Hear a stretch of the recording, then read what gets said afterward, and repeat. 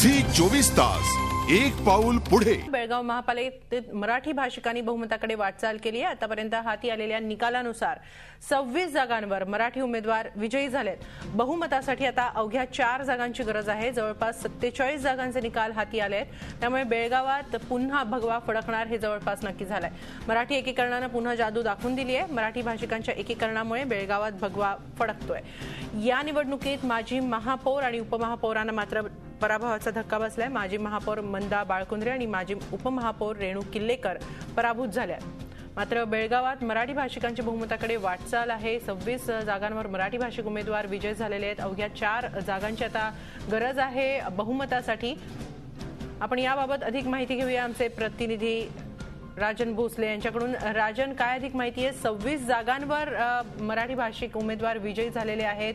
आणखीन किती जागा मराठी भाषिकांकडे येऊ शकतात? आघाडी काय सांगते आहे?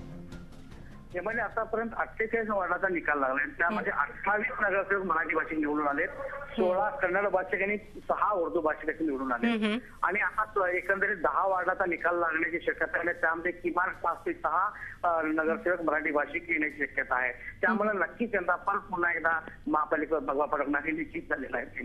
नक्की, पण त्याचबरोबर माजी महापौर आणि उपमहापौर या दोघींना मात्र पराभवाचा धक्का बसलेला आहे। त्याबद्दल काय माहिती?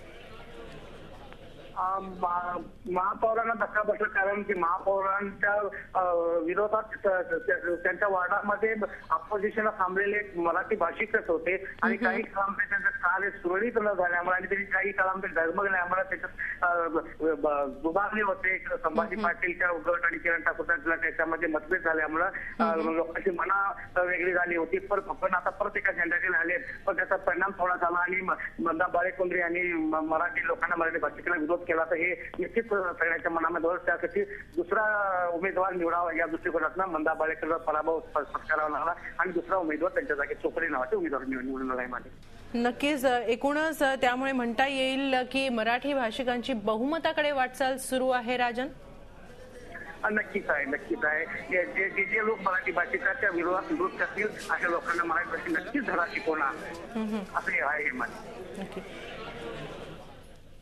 धन्यवाद राजन, आपण दिलेल्या या माहितीसाठी। 28 जागांवर मराठी उमेदवार जिंकून आलेले आहेत। त्यामुळे मराठी भाषिकांची बहुमताकडे वाटचाल सुरू झालेली आहे असं म्हणावं लागेल। दरम्यान महापौर आणि उपमहापौर, माजी महापौर आणि उपमहापौर या दोघींना पराभवाचा धक्का बसलेला आहे। मात्र या दोघींच्या विरोधातही मराठी भाषिकच होते, त्यामुळे मराठी भाषिकांनी या ठिकाणी देखील बाजी मारलेली आहे असंच म्हणावं लागेल।